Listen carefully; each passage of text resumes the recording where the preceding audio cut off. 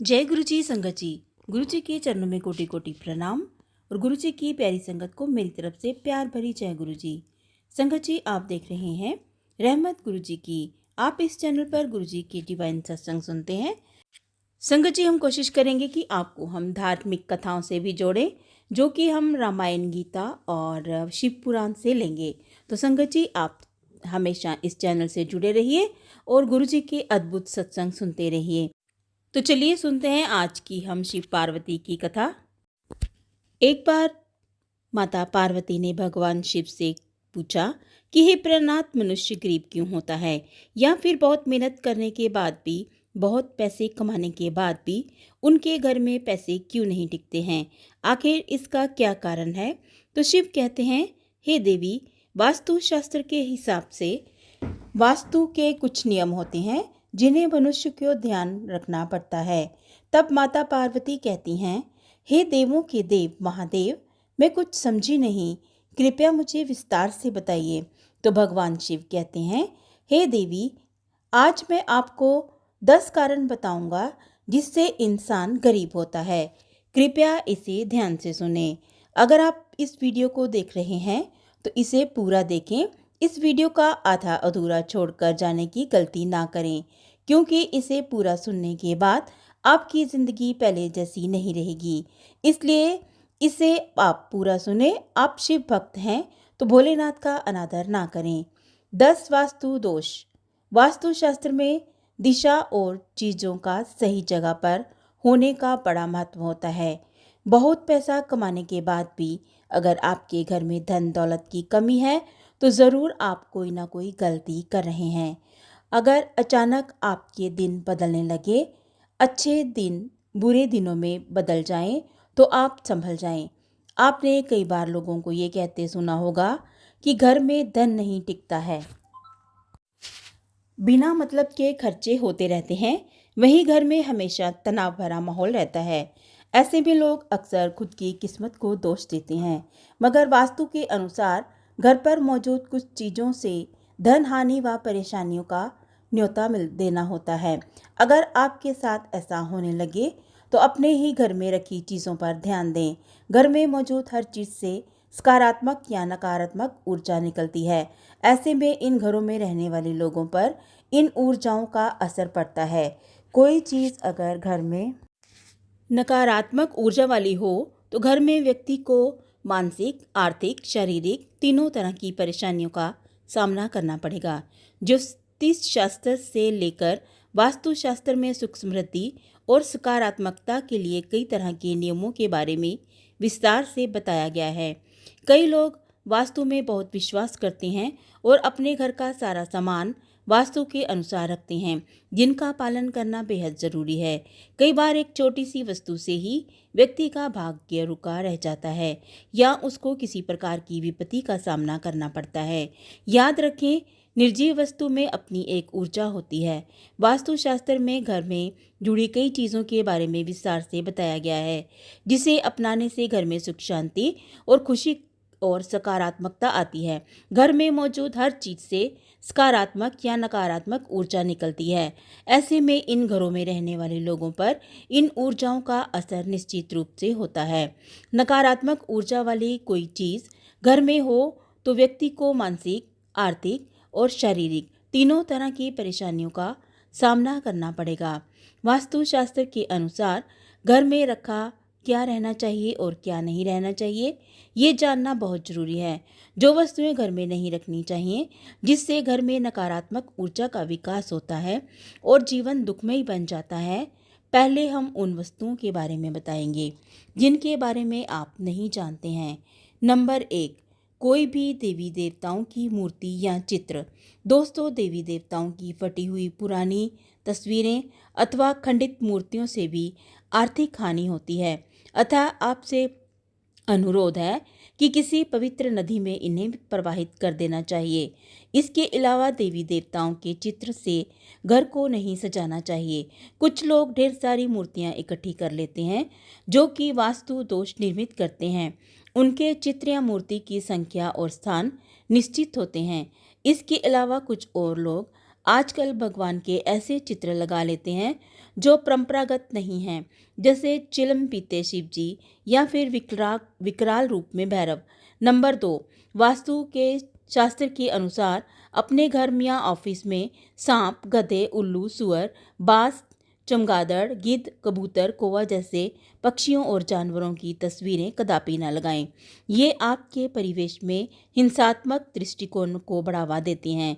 Gift के तौर पर रुमाल, किसी से गिफ्ट के तौर पर रुमाल लेना या किसी का रुमाल यूज़ करना आपके लिए घाटे का सौदा हो सकता है।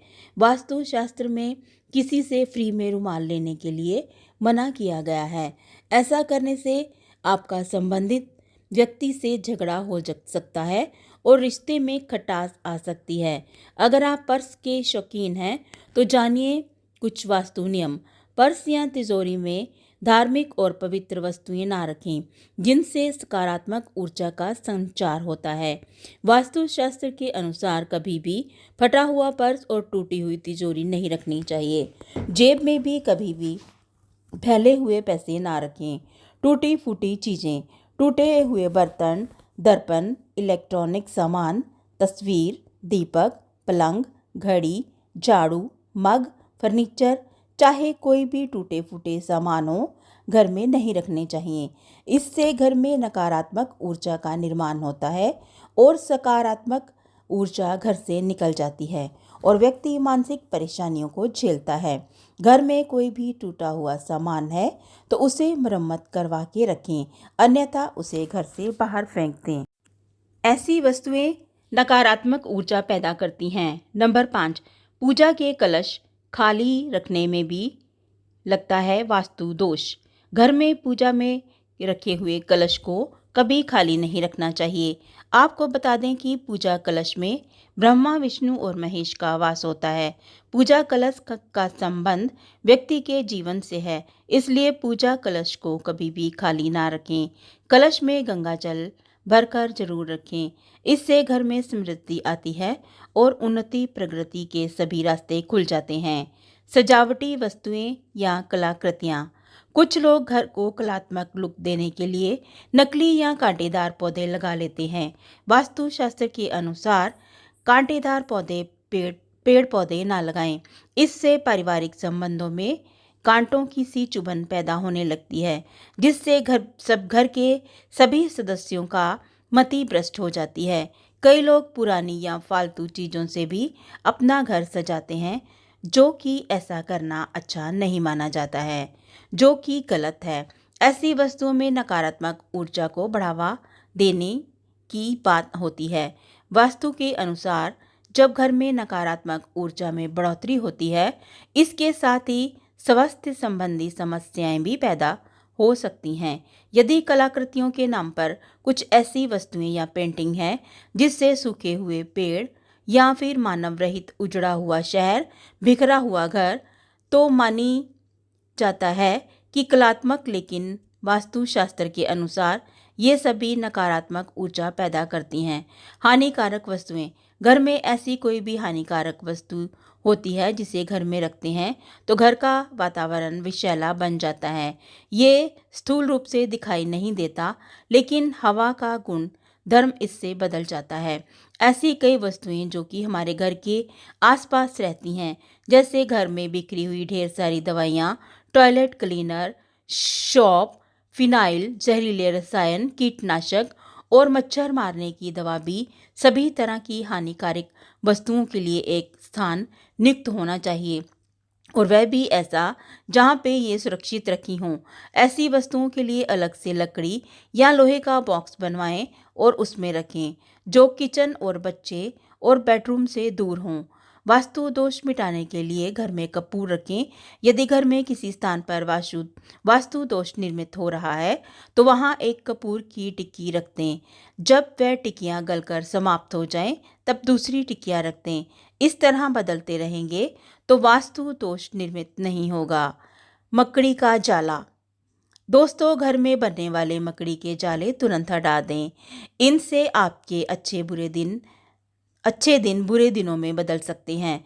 ध्यान से देखना, पर मकड़ी का जाला घर के कोने कोने में रहता है और उसे हटाना जरूरी है। कुछ लोग उनको हटाने से डरते हैं क्योंकि इससे किसी के घर को तोड़ने का आभास होता है, लेकिन इसे तोड़ना ज़रूरी है क्योंकि मकड़ी जाला रहने से नहीं, शिकारी को फंसाने के लिए बनाती है। अतः माना जाता है कि ये जाला होना तो अनुचित है। माचिस अग्नि का प्रतीक है। ऐसे में किसी से माचिस लेना घर में अशांति फैलाना।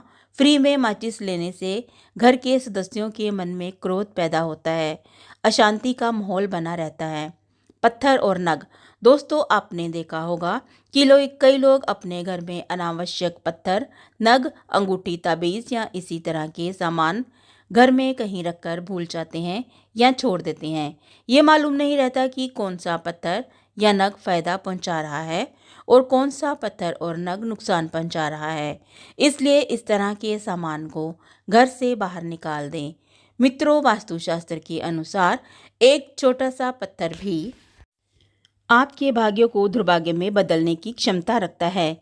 यदि ये घर में रखा है तो इसकी ऊर्जा धीरे धीरे आपके घर के वातावरण को बदल कर रख देगी। कुर्सी, सोफा, टेबल। घर में टूटी हुई चेयर या टेबल पड़ी है तो उसे तुरंत घर से हटा दें, उसे मरम्मत करवा दें। ये आपके पैसों और तरक्की को रोक देती है।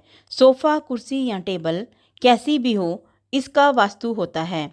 ये भले ही सुंदर और साफ हो, लेकिन कभी कभी इनकी बनावट या आकार भी घर में नकारात्मक ऊर्जा का विकास करती है। इसलिए किसी वास्तुशास्त्री के जानकारों से पूछकर ये चीज़ें खरीदें। घर के दरवाज़ा दक्षिण की तरफ है तो वास्तु दोष लगेगा। यदि आपका घर दक्षिण मुखी है तो आपको सबसे पहले घर के सामने द्वार से 2 गुनी दूर पर नीम का एक पेड़ लगाना चाहिए। दूसरा ये कि द्वार के ऊपर पंचमुखी हनुमान का चित्र लगाएं। आदम कद का दर्पण भी लगा सकते हैं। मुख्य द्वार के ऊपर पंचधातु का पिरामिड लगवाने से भी वास्तु दोष समाप्त होता है। गणेश जी की पत्थर की 2 मूर्ति बनवाएं जिनकी पीठ आपस में जुड़ी हो। इस जुड़ी गणेश प्रतिमा को मुख्य द्वार के बीचों बीच चौखट पर फिक्स कर दें ताकि एक गणेश जी अंदर को देखें और एक गणेश जी बाहर को। वास्तु जड़ से खत्म करने के लिए सुंदरकांड या फिर रामचरितमानस का पाठ करें। घर के वास्तु दोष को दूर करने के लिए समय समय पर रामचरित का पाठ या सुंदरकांड का पाठ करवाते रहें। इससे घर की नकारात्मक ऊर्जा घर से बाहर निकल जाएगी। तेल। यूँ तो शनिदेव के प्रकोप से बचने व उनकी कृपा पाने के लिए उन्हें तेल चढ़ाया जाता है, लेकिन किसी से मुफ्त में तेल लेना आपको बहुत भारी पड़ सकता है। ऐसा करने से आपको आर्थिक तंगी का सामना करना पड़ सकता है। काला तिल भूलकर भी किसी से मुफ्त में या दान में ना लें। काले तिल का सीधा संबंध राहु, केतु और शनि से माना जाता है। ऐसे में काला तिल मुफ्त में लेने से आपको बड़ी मुसीबतों का सामना करना पड़ सकता है। सुई। भूलकर भी फ्री में किसी से सुई ना लें। ऐसा करना आपके वैवाहिक जीवन में कलेश पैदा कर सकता है, रिश्तों में खटास पैदा कर सकता है, प्रेम संबंधों में बुरा असर पड़ता है। लोहा। किसी से भी फ्री में लोहा लेना मतलब खुद मुसीबतों को आमंत्रण देने के बराबर है। लोहे का भी संबंध शनिदेव से है। ऐसे में किसी से फ्री में लोहे का सामान नहीं लेना चाहिए। गरीबी व दरिद्रता इससे घर में प्रवेश करती है। किसी के घर से नमक लाने से क्या होगा? घर में जब अचानक से नमक खत्म होने पर हम पड़ोसी से फ्री में थोड़ा सा नमक मांग लेते हैं, लेकिन ये गलती हमें कभी भी नहीं करनी चाहिए। नमक का सीधा संबंध शनि से होता है। ऐसे में अगर आप किसी से मुफ्त में नमक लेते हैं तो आर्थिक तंगी का सामना करना पड़ता है, स्वास्थ्य पर बुरा असर पड़ता है और आप पर कर्ज भी बढ़ सकता है। यद्यपि आप इन सभी बातों का ध्यान रखेंगे तो आपको कभी भी मुश्किलों का सामना नहीं करना पड़ेगा। उम्मीद है आप सभी को ये वीडियो अच्छी लगी होगी। अगर आप शिव के सच्चे भक्त हैं तो चैनल को सब्सक्राइब करें और वीडियो को लाइक करके कमेंट में हर हर महादेव जरूर लिखें। जय गुरु जी, शुक्राना गुरु जी। गुरुजी की आज्ञा से ही हमने ये वीडियो आप तक पहुंचाई है। जय गुरुजी, शुक्राना गुरुजी।